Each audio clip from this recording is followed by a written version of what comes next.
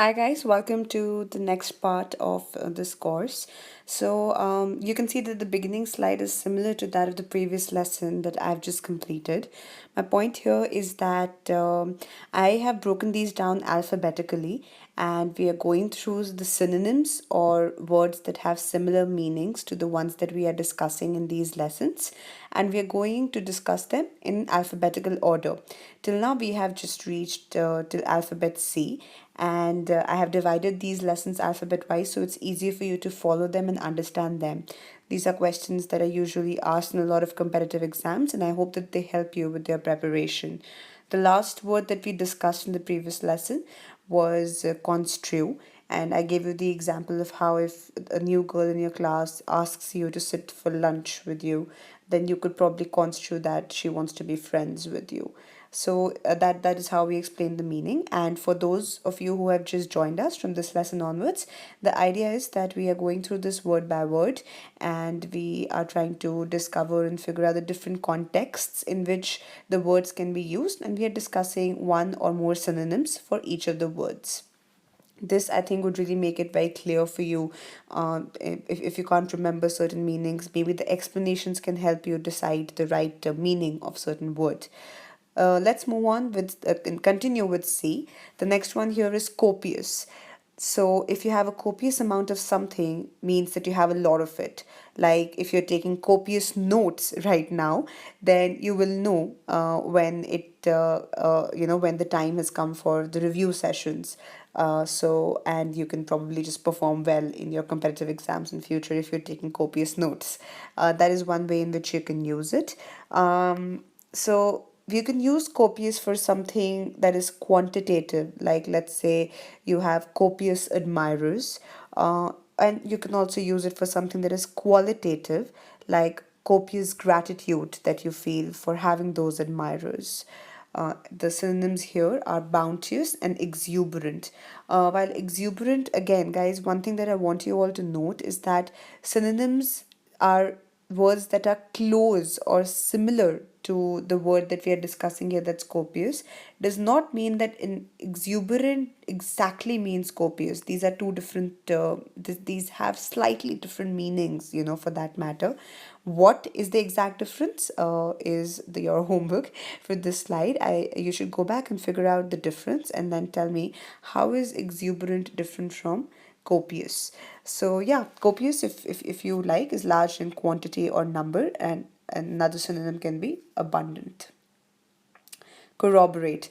So corroborate is in very simple language means to back somebody else's story. For example, a witness in court corroborates the testimony of others.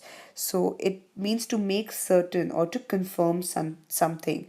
So you're making it authentic, okay? That is how we use the word corroborate.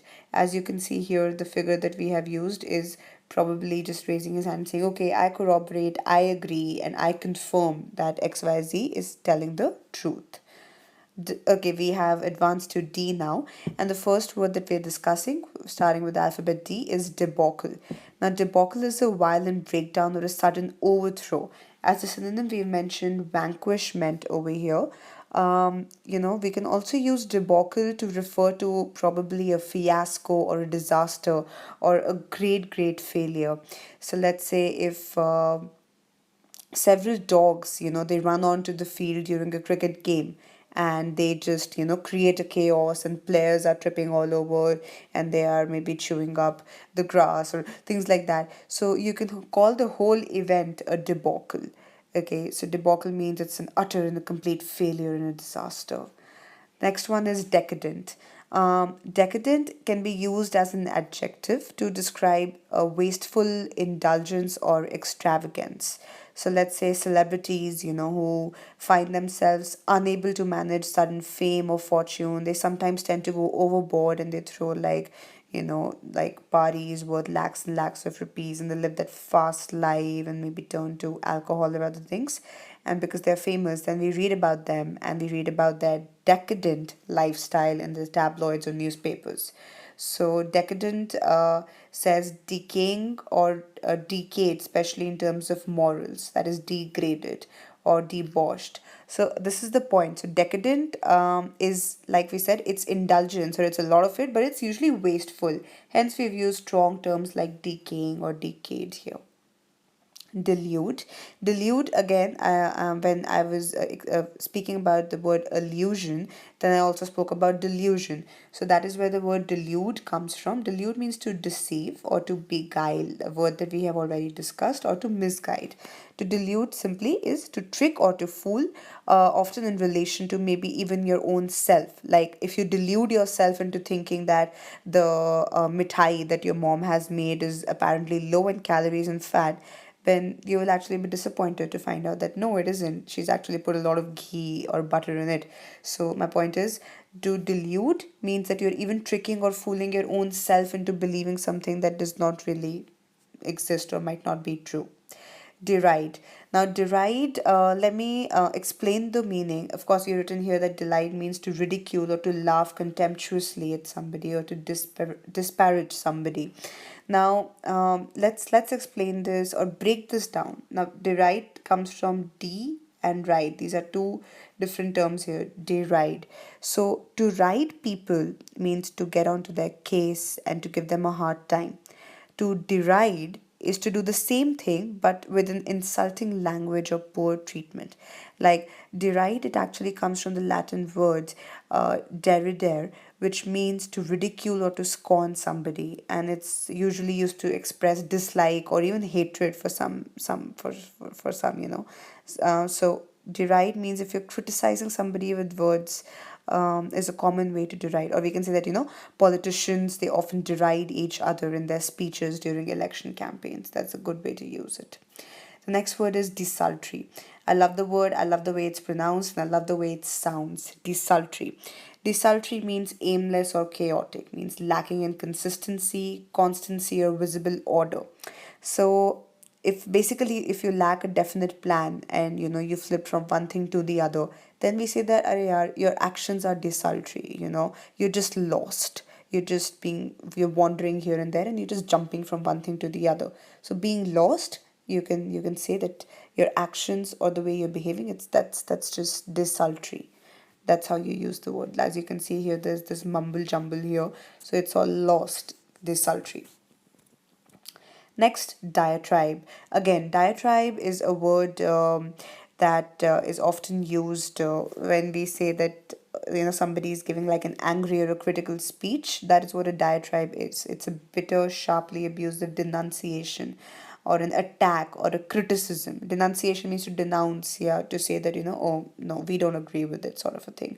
So, for instance, and okay, so I'll tell you a funny thing with most diatribes, okay, the speaker thinks that he or she is well informed and knows that something, this crazy or amazing fact, something that probably the listener does not know. While to most listeners, okay, the diatribe is actually just so angry and unhinged that it's just a waste of time for them.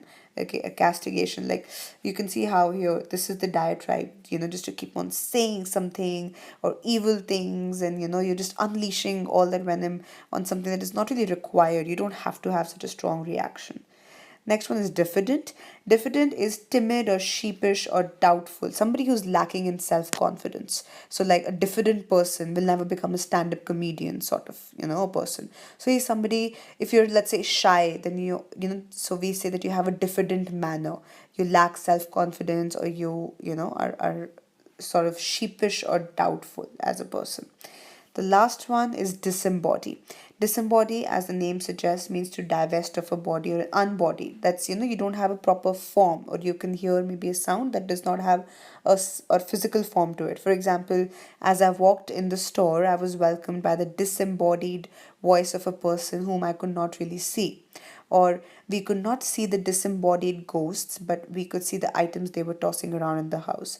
So disembodied means there is no proper physical form, okay, that is unbodied or no form per se. So with this we have finished alphabets up till D. In my next lesson I'm going to resume with words E onwards. I hope this is helping you. Please do share your feedback and let me know where we can improve. Thank you.